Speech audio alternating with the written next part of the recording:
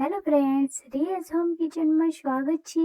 આજે તૈયાર કરીશું ચાની સાથે લેવામાં આવતા ખાખરા। એકદમ સરસ ટેસ્ટની સાથે તૈયાર કરીશું। તે પહેલા મારી ચેનલને લાઈક કરી આપો, ફ્રેન્ડ્સ ફેમિલીને શેર કરી આપો। સબસ્ક્રાઇબ નથી કરી તો પ્લીઝ મારી ચેનલને સબસ્ક્રાઇબ કરી આપો, જેથી વિડીયોની નોટિફિકેશન મળતી રહે। તો હવે ચાલુ કરીશું ખાખરા બનાવવા માટે। ઘઉંનો લોટ લીધો છે, તેમાં ઉમેરી દઈશું મેંદો, અધકચરું ખાંડીને જીરું લીધું છે, અજવાઈન લીધી છે અને સાથે સાથે મરી પાવડર લીધો છે। ત્યારબાદ તેમાં 1 સ્પૂન જેટલું ઘી ઉમેરીને મોણ માટે તેલનું પ્રમાણ છે તે વધારે લીધું છે। તમે ઘીનું પ્રમાણ વધારે કરી શકો છો। ત્યારબાદ સ્વાદ અનુસાર નમક ઉમેરી દઈશું। ચટપટું કરવા માટે સંજાર લીધું છે। ત્યારબાદ હવે તેને સરસ રીતે મિક્સ કરી લઈશું। મિક્સ થઈ ગયા બાદ તેમાં થોડું પાણી ઉમેરીને ખાખરાનો લોટ છે તે ફૂલ ટાઈટ રહે એ રીતે બાંધીને તૈયાર થઈ ગયા બાદ તેને સેટ થવા માટે ફરીથી મોણ માટે તેલ આપી દઈશું અને 20 થી 25 મિનિટ માટે છોડી દઈશું। 20 થી 25 મિનિટ બાદ તમે ફરીથી ચેક કરી શકો છો કે લોટ છે તે એકદમ સરસ સોફ્ટ બનીને તૈયાર થઈ ગયો છે। તેમાંથી હવે નાની સ્મોલ સાઈઝના લોઆ તૈયાર કરી લઈશું।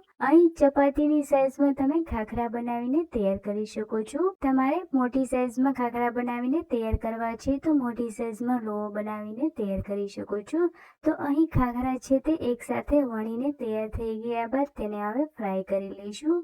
તેલ છે તે પહેલેથી જ ફ્રાય કરવા રાખી દીધા બાદ તેને હવે એક ખાખરાને ઉમેરતા જશું અને વારંવાર પલટાતા જશું, જેથી તેનો કલર છે તે એકદમ સરસ રીતે આવી શકે।